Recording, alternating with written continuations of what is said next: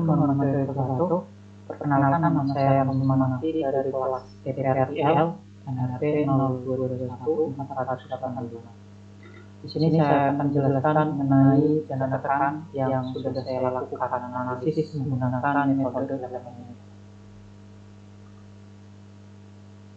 Untuk latar belakang atau studi kasus pada jana tekan yang saya lakukan analisis yaitu bertipe vertikal dengan menggunakan jenis support circuit sebagai tumpuannya. Untuk melakukan analisis metode elemen ganda, beberapa langkah teknis yang akan dilakukan. Yang pertama adalah pembuatan model geometri Ganes. Dalam kasus ini menggunakan software Salome. Setelah itu, untuk analisis tegangan dilakukan menggunakan software Preformas.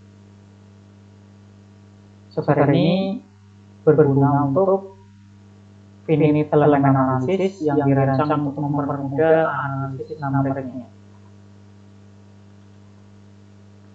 Untuk data jana tekan ini didapatkan dari general arrangement, sedangkan untuk sifat materialnya ini didapatkan dari ASME BPPC section 2. Nah, ini merupakan gambar general arrangement yang akan dilakukan analisis menggunakan metode elemen ganda.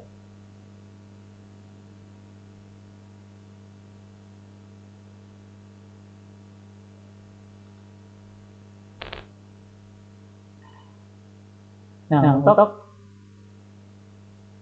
3D dan boundary condition ini bisa dilihat pada layar presentasi. Ini merupakan 3D model yang sudah saya modeling pada software Salome sehingga menghasilkan representasi 3 dimensi khususnya untuk memodelkan bagian-bagian utama dari jana tekan seperti ellipsoidal head di bagian bawah dan bagian atas yang memiliki radius mayor dan minor. Kemudian panjang sel jana tekan ini, kemudian dimensi support serta berbagai data geometris lainnya. Pada case jana tekan ini untuk boundary condition-nya itu diletakkan pada sisi support sehingga tidak dapat bergerak ke segala arah.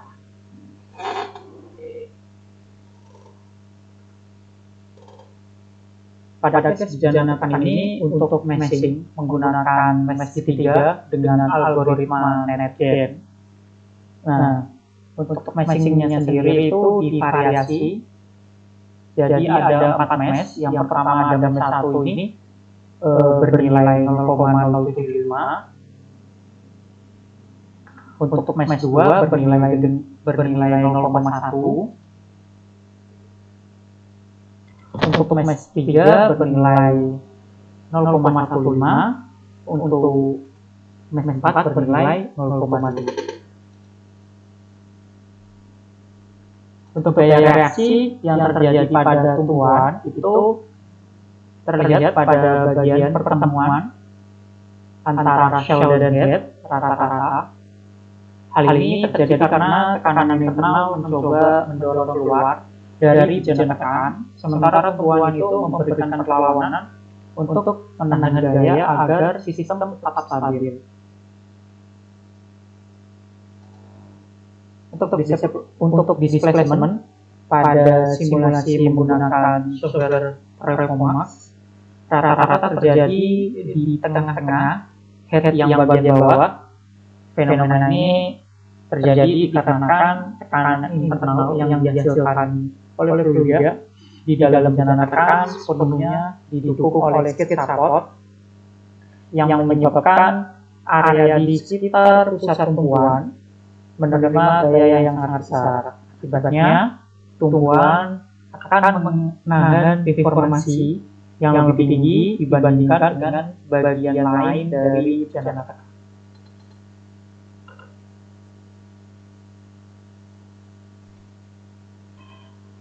Untuk nilai nilai rata-rata yang dihasilkan dari stres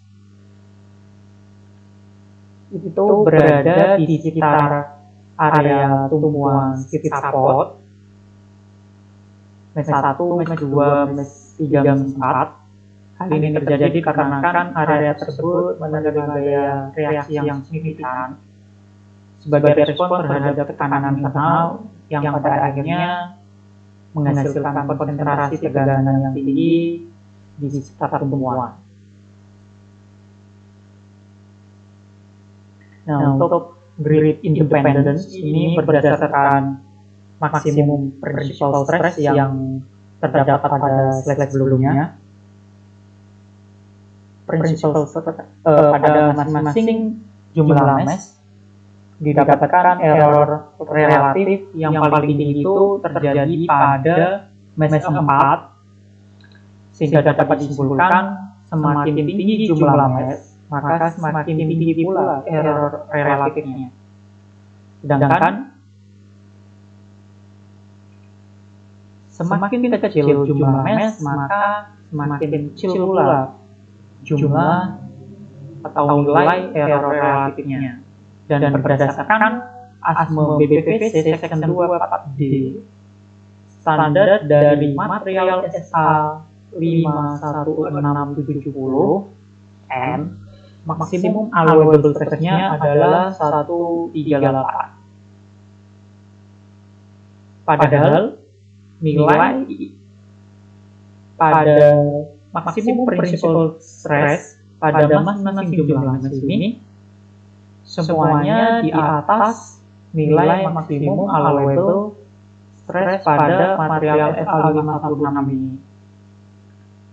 Sehingga dapat disimpulkan bencana tekanan ini dinyatakan tidak aman. Nah, itu saja yang dapat saya sampaikan mengenai case bencana tekanan yang saya lakukan analisis. Sekian dari saya, terima kasih.